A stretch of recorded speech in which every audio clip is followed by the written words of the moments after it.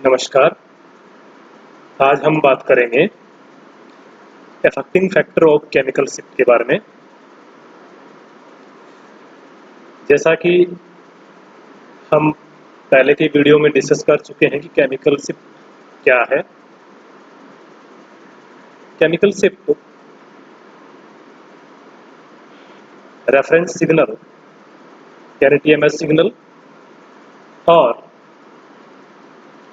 Sample signal के बीच का difference होता है, जिसे डेल्टा पीपीएम में मेजर किया जाता है, डिनोट किया जाता है।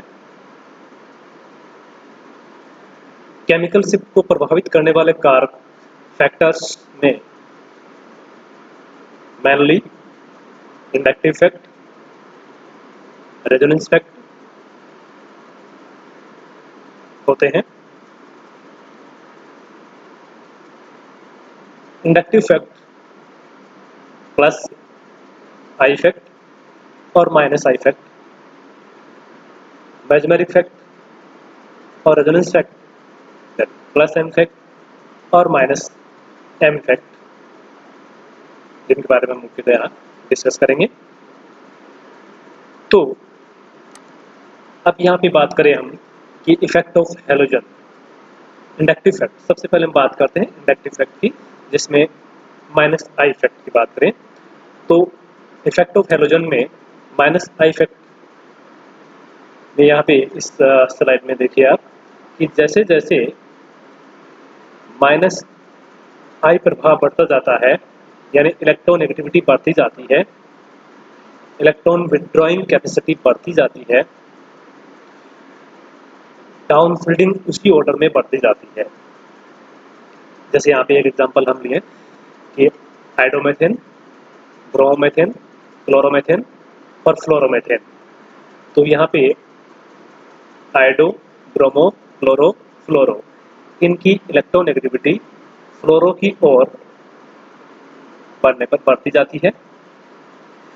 तो इलेक्ट्रोनेगेटिव फ्लोरीन की ज़्यादा होने का यह कार्बन से बंध के इलेक्ट्रॉनों को अपनी ओर अधिक प्रभावी ढंग से अट्रैक्ट करेगा, जिसके कारण कार्बन पर इलेक्ट्रॉन डेंसिटी कम हो जाती है और कार्बन और उससे जुड़े हुए प्रोटॉन्स यानी हाइड्रोजन न्यूक्लियाई डीसिलेट हो जाते हैं, जिसके कारण इनकी पीक डाउन फील्ड में आती है। यहाँ पे आयोडीन की इलेक्ट्रोनेगेटिविटी सबसे कम होने के कारण हाइड्रोमेथेन के जो प्रोटॉन्स हैं उनकी पीक डेल्टा 2.16 पीपीएम पे आती है। ब्रोमोमेथेन के प्रोटॉन्स की पीक, ब्रोमो की इलेक्ट्रोनेगेटिविटी आयोडीन से थोड़ी ज़्यादा होने के कारण डीसिल्डिंग बढ़ जाती है। इसी से क्लोरीन की इलेक्ट्रोनेगेटिविटी और ज़्यादा होने के कारण डीसिल्डिंग और बढ़ जाती है। फ्लोरीन की इलेक्ट्रोनेगेटिविटी हैलोजन में सबसे ज़्यादा होने के कारण इसकी इलेक्ट्रॉन विड्रॉइंग पावर बढ़ने से यहाँ फ्लोरोमेथेन के जो प्रोटॉन्स हैं वो सबसे ज़्यादा डिसिलेट यानी डाउन फील्ड में आएंगे, डेल्टा 4.26 पीपीएम पे सिग्नल इससे प्राप्त होते हैं। अनदर एग्जांपल की बात करें हम यहाँ पे कार्बन से सिलिकॉन यानी टेट्रामेथिलसिलेन, एक सिंपल एग्जांपल की बात करें तो डेल्टा 0 पे आता है। टीएमएस टेट्रामेथिलसिलेन का सिग्नल 0 पे आता है, क्योंकि सिलिकॉन की इलेक्ट्रोनेगेटिविटी कार्बन की अपेक्षा कम होने के कारण सिलिकॉन कार्बन बंध के इलेक्ट्रॉन कार्बन की ओर शिफ्ट होते हैं, जिसके कारण कार्बन हाईली शिल्डेड हो जाता है और 12 प्रोटॉन का एक सिंगल पीक डेल्टा 0 पे आता है, हाई फील्ड में प्राप्त होता है। कार्बन के साथ में यदि दूसरा कार्बन जुड़ा हुआ हो तो ये प्राइमरी और जिसके कारण इसकी डेल्टा 0.9 पे आती है। यदि कार्बन की जगह नाइट्रोजन जुड़ा हुआ हो तो इलेक्ट्रोनेगेटिविटी बढ़ जाती है, नाइट्रोजन ज़्यादा होती है, तो यहाँ पे कार्बन डिसिलेट हो जाता है, डाउन फील्ड पीक आती है। यहाँ पे यदि ऑक्सीजन जुड़ा हुआ हो कार्बन के साथ में ऑक्सीजन जुड़ा हुआ है, तो ऑक्सीजन की इलेक्ट्रोनिटी और ज़्यादा होने का कार्बन और उससे जुड़े हुए हाइड्रोजन पर इलेक्ट्रॉन डेंसिटी कम होने का इनका पीक डाउन फील्ड में प्राप्त होता है, डीशिल्डिंग शो करता है। तो ये हमने इसमें एग्जांपल देखे जिसमें माइनस आई प्रभाव वाला या अधिक इलेक्ट्रोनेगेटिविटी वाला ग्रुप जुड़ा हुआ हो तो डीशिल्डिंग शो करता है, डाउन फील्ड में पीक आती है। यहाँ पे हम इफेक्ट ऑफ हैलोजन के बारे में डिस्कस कर चुके हैं। ये भी अपफील्ड में पीक आती है तो वो टीएमएस के क्लोजेस्ट आती है। यहाँ पे क्लोरोमेथेन और ब्रोमेथेन एक दूसरे के लगभग बराबर सी आपको, लेकिन क्लोरोमेथेन की पीक है वो स्लाइटली डाउन फील्ड में आती है।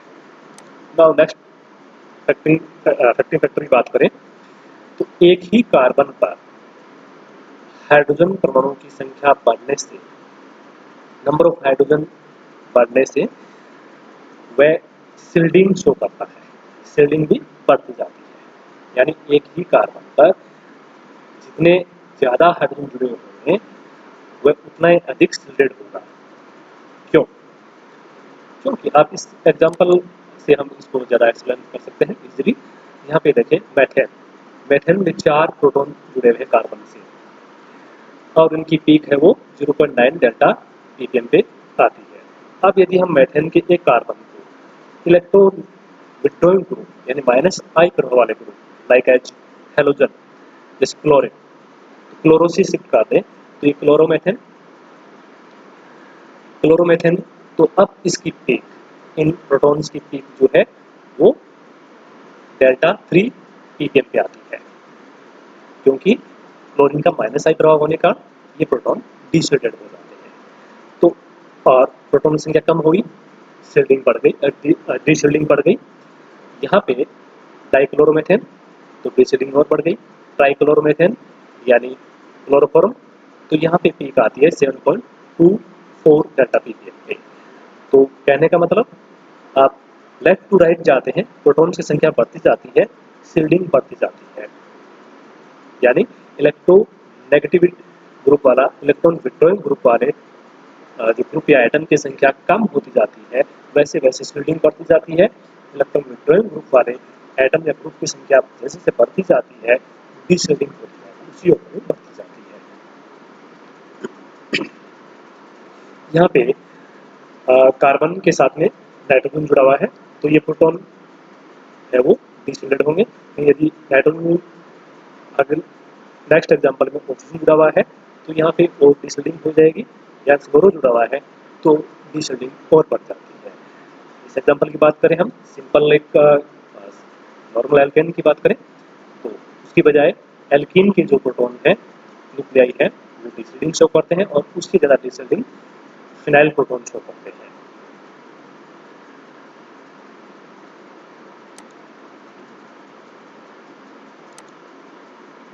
नेक्स्ट हम बात करें कि ओलिफिनिक हाइड्रोजन डीशिल्डेड होते हैं।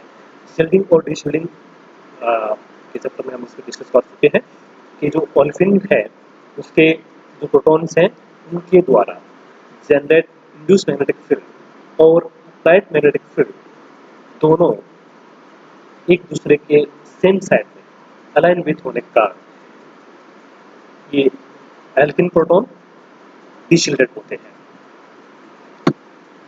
और इनकी पीक है वो डाउन फील्ड में प्राप्त होती है। इसी तरह से नेक्स्ट बात करें हम hydrogen on aromatic ring deshielding show करते हैं।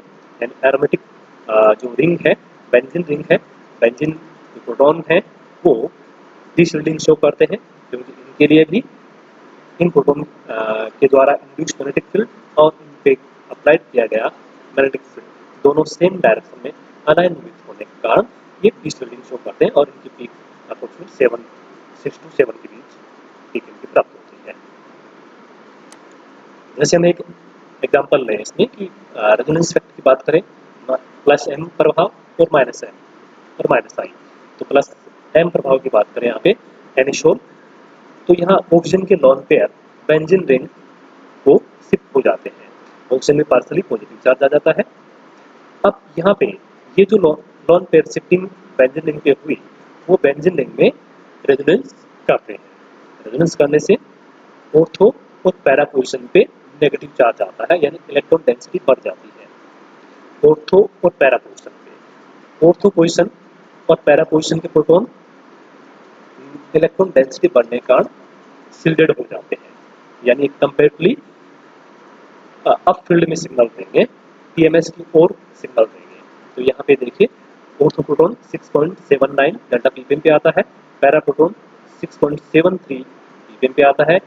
यहाँ पे जो शिल्डिंग है वो पैरा पोजीशन पे स्लाइटली ज़्यादा हो रही है, और मेटा प्रोटॉन जो है वो इनकी बजाय ऑर्थो और पैरा की बजाय कम शिल्डेड होते हैं, जिसके कारण स्लाइटली डाउन फील्ड में 7.24 पीपीएम पे इनकी सिग्नल प्राप्त होती है।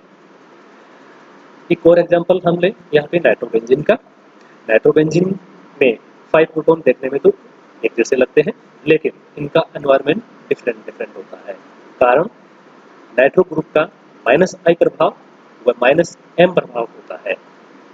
इन दोनों प्रभाव के कारण ऑर्थो और पैरा पोजीशन पे इलेक्ट्रॉन विड्रॉइंग जो इफेक्ट है वो ऑर्थो और पैरा पोजीशन पे ज़्यादा होता है। सबसे ज़्यादा होता है ऑर्थो पोजीशन पे, उससे कम होता है पैरा पे। तो ऑर्थो पोजीशन के जो प्रोटॉन है वो डिसोलिडेट होंगे, उनकी पीक है वो डाउन फील्ड में प्राप्त होगी डेल्टा 8.22 पे। उससे कम बात करें डिसोल्डिंग होगी वो पैरा पे होगी 7.61 डेल्टा पीपीएम पे। तो यहाँ पे मेटा जो प्रोटॉन है तो ऑर्थो और पैरा पे डिसोल्डिंग होगी, मेटा प्रोटॉन है वो ऑर्थो पैरा की बजाय डिसोल्डिंग कम होगी, यानी इनकी बजाय स्लाइटली शिल्डेड होंगे, या ये कह सकते हैं कि अप फील्ड प्राप्त होंगे, शिल्डेड नहीं कहकर अप फील्ड में प्राप्त होंगे। तो इनका पीक जो है मेटा प्रोटॉन का पीक है वो 7.48 स्लाइटली अप फील्ड की ओर प्राप्त होता है। तो इस प्रकार केमिकल शिफ्ट को प्रभावित करने वाले कारक जो फैक्टर्स हैं उनमें resonance fact, inductive fact, electronegativity और मेसोमेरिक फैक्ट, तो इनके बारे में हमने डिस्कस किया। Thank you.